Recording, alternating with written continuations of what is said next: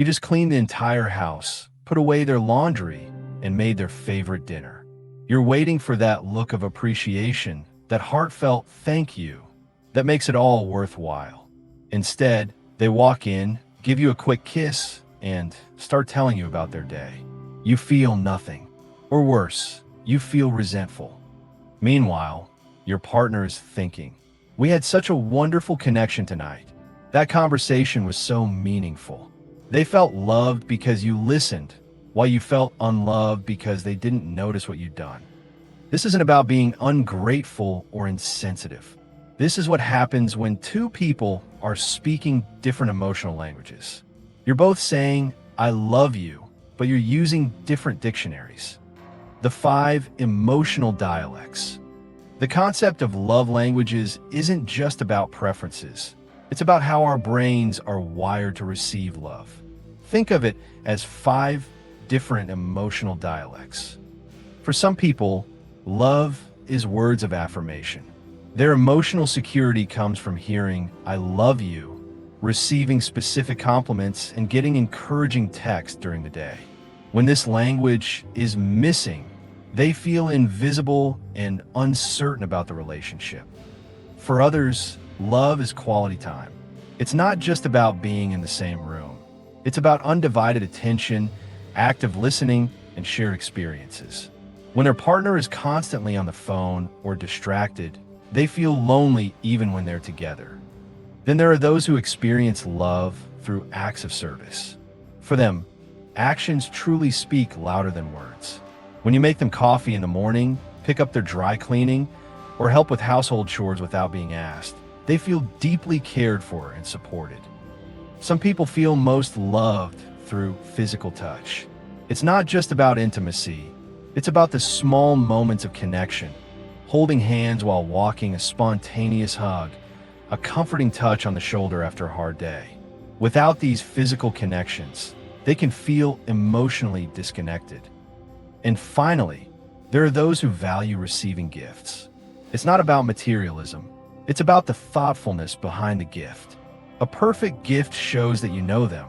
You pay attention to their likes and dislikes, and you're thinking about them even when you're apart. The translation manual. So how do you bridge this gap? How do you become fluent in your partner's love language when it doesn't come naturally to you? First, become a detective of joy. Pay attention to what genuinely lights up your partner. Not what you think should make them happy, but what actually does. When do you see that genuine, unforced smile? What do they spontaneously thank you for? What complaints do they repeatedly make? These are your clues. Second, start with small translations. You don't need to become perfectly fluent overnight. If your partner's language is words of affirmation and yours is acts of service, try leaving a heartfelt note with the clean laundry. If their language is physical touch and yours is quality time, suggest a walk while holding hands. These small acts of translation build bridges. Third, have the language conversation. Sit down and actually discuss this. Say something like, "I want to love you in the way that means the most to you. Can you help me understand what makes you feel truly loved and appreciated?" Then share your own needs too. The deeper layers. But here's where it gets more interesting. Most of us have secondary languages and specific dialects within each language. For example, within words of affirmation, one person might need verbal affirmation while another values written notes. Within acts of service, one person appreciates help with practical tasks while another values emotional support. There are also seasonal changes to our love languages. During times of stress, we might need more quality time. When we're feeling insecure, we might crave more words of affirmation. During busy periods, acts of service might become more important. The transformation. When you start consistently speaking your partner's love language, something magical happens. The resentment melts away.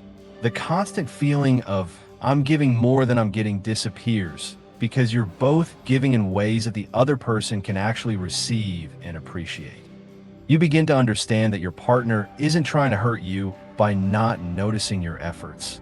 They simply don't experience love through the same channels you do. and they begin to understand that your seemingly small gestures are actually profound expressions of love in your native tongue. This isn't about changing who you are. It's about expanding your emotional vocabulary. It's about learning to say, I love you, in a language your partner's heart can understand. The most beautiful relationships aren't between people who speak the same love language naturally. They're between people who are willing to learn each other's languages, who are committed to translating their love into terms their partner can feel and understand. Start your translation today. Pick one small way to express love in your partner's language and do it consistently. The bridge you build might just lead you to a deeper connection than you ever thought possible.